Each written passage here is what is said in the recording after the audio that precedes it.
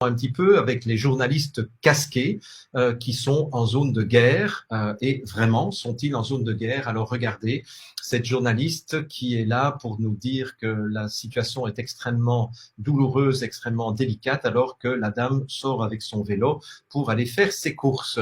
Vous avez un autre journaliste ici qui nous dit aussi que la situation est extrêmement tendue et vous avez des touristes qui prennent des photos du paysage. Voilà encore une autre journaliste, toujours avec les mêmes gilets pare-balles, les mêmes casques, alors que vous avez des gens qui font la file pour entrer au cinéma. Et encore une dernière journaliste qui nous fait part du chaos dans lequel elle vit actuellement, avec la petite dame qui se ramène avec son cabas d'avoir été faire ses courses. Donc voilà, ça c'est une première. C'était juste pour m'échauffer. Vous voyez, on peut se demander de qui se foutent-ils. Voilà, mais ce n'est pas la seule chose. Les pauvres victimes sont vraiment des victimes de l'armée russe, vraiment. Eh bien, on va y aller. Alors, vous voyez que vous avez à gauche l'histoire, donc on nous dit ghetto de la Macronie, donc la guerre en Ukraine, et vous voyez que la photo est datée du 25 février 2022, mais quand on prend la peine de faire une petite recherche, on se rend compte que exactement la même photo, eh bien, elle est sur un site où on peut acheter des photos. Et c'est une photo dont le copyright est du 4 novembre 2010. Ça va? Allez, on continue.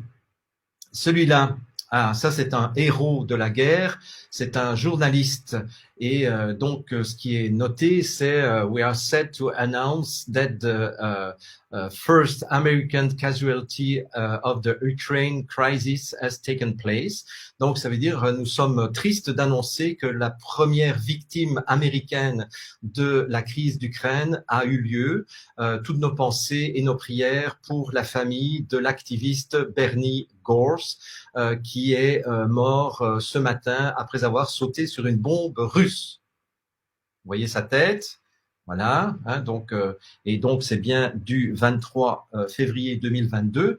Le problème, c'est que cet homme est déjà mort auparavant. Vous voyez, là, le journaliste Bernie Gorse executed in Kabul by Taliban soldiers. Donc, ce journaliste héroïque a été exécuté par les talibans, les soldats talibans à Kaboul. Et si on regarde de près la date, eh bien, c'est le 16 août 2021. Voilà. Alors, c'est intéressant quand même de voir la même image, le même nom. Et ce brave homme est mort déjà 2 fois pour couvrir 2 événements. Voilà. Alors, je m'arrête un instant. Si, après ça,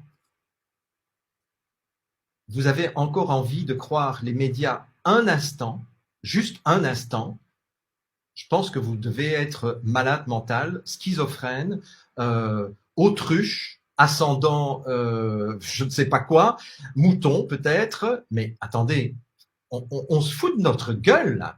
Et vous n'avez pas encore vu le pire, parce que j'y vais en gradation dans cette présentation que je vous fais, mais c'est vraiment se foutre de la gueule des gens.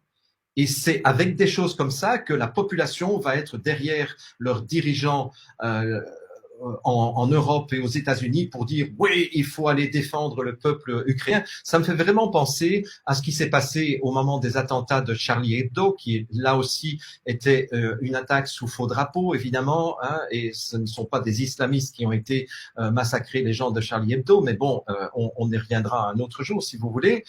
Et comme un seul homme, toute la population tout à coup était je suis Charlie, tout le monde brandissait le je suis Charlie, mais n'empêche que quand nous qui apportons des informations sourcées, on se fait descendre, eh bien les mêmes je suis Charlie sont en train d'applaudir le fait que nos comptes se font fermer. Voilà. Petite parenthèse fermée, mais je crois que c'est important de mettre les choses au point de temps en temps. Bien, alors on continue. Donc là, on voit des personnes éplorées qui pleurent à Kiev. C'est daté du 22 février 2022. Donc voilà, je fais un agrandissement pour que vous voyez bien. Le problème, c'est que cette même photo, eh bien, elle a un copyright de 2015 de Pierre Krom. Alors, comment ça illustre quelque chose qui s'est passé, soi-disant, le 22 février 2022, avec une photo dont le copyright est 2015? Vous en voulez encore? Bon, alors ici, ça, c'est des scènes de panique avec comme titre Helpless Ukrainian People. Donc le peuple ukrainien qui est sans défense, hein, qui est sans secours, hein, helpless, qui n'a pas d'aide, qui est sans aide. Bon, donc vous avez vu la photo des gens qui sont paniqués. Bon ben, alors accrochez-vous bien, asseyez-vous si vous n'êtes pas assis, parce que vous allez voir d'où est tirée cette photo.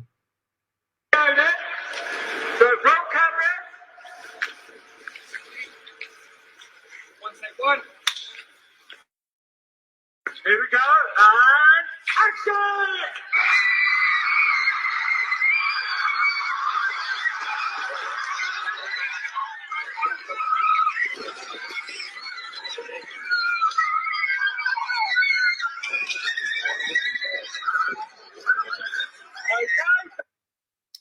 Alors ça s'appelle de la propagande de guerre. Vous voyez? Intéressant, hein? Je ne sais pas si ces gens ont été payés ou simplement... Ça vient du film The Kaleidoscope Man. C'est ça, voilà. Et donc, vous voyez comme quoi, sans aucune vergogne, ils récupèrent des images de films pour illustrer je dirais, la terrible situation du peuple ukrainien. Alors, est-ce que l'Ukraine est un État démocratique? On a plusieurs personnes qui ont dénoncé le fait qu'il y avait des néo-nazis, ont été critiquées. Et Poutine, d'ailleurs, a dénoncé le fait qu'il y avait des néo-nazis au sein de l'Ukraine depuis quelques années. Alors, voyons si c'est vrai ou pas. Et ça, ce qui est intéressant, c'est que c'est un article du Figaro qui date de 2018 et où donc Ukraine, les milices extrémistes du bataillon Azov.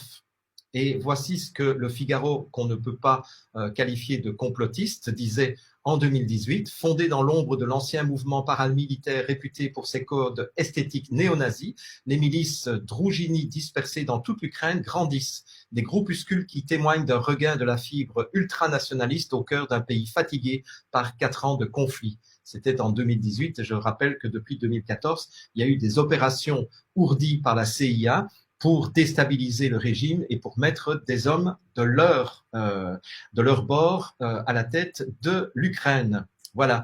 Et quand on regarde, bon, vous voyez bien, vous reconnaissez le drapeau ukrainien quand même, c'est le bleu et le jaune, on le voit partout. Vous voyez la croix gammée, je pense que ça doit vous rappeler quelque chose. Voilà, c'est le bataillon Azov. Vous avez quelques images de ces gens extrêmement sympathiques et on se demande vraiment pourquoi Poutine veut les terrasser, voilà, et les exterminer. Alors, est-ce que nous avons un président courageux à la tête de l'Ukraine? Vous voyez, là, on nous dit que he took off his clothes and put on a military uniform to join the troops in fighting to protect the Ukrainian homeland. It's a true leader. Donc, il a enlevé ses vêtements pour revêtir l'uniforme militaire, pour rejoindre les troupes dans la lutte pour protéger le territoire ukrainien. C'est un vrai leader. Bon, le problème, c'est que cette image a un copyright du 6 décembre 2021. C'est con, hein? C'est vraiment con, hein? Et en fait, c'est une image qui date de même plus tôt que cela, puisque vous voyez que ça, en fait, c'est lorsqu'il a visité un certain nombre d'installations militaires le 4 septembre 2021. Mais on vous remet exactement les mêmes photos datant soi-disant du 24 février 2022. Vous en avez la preuve ici. Vous voyez? Allez, On continue?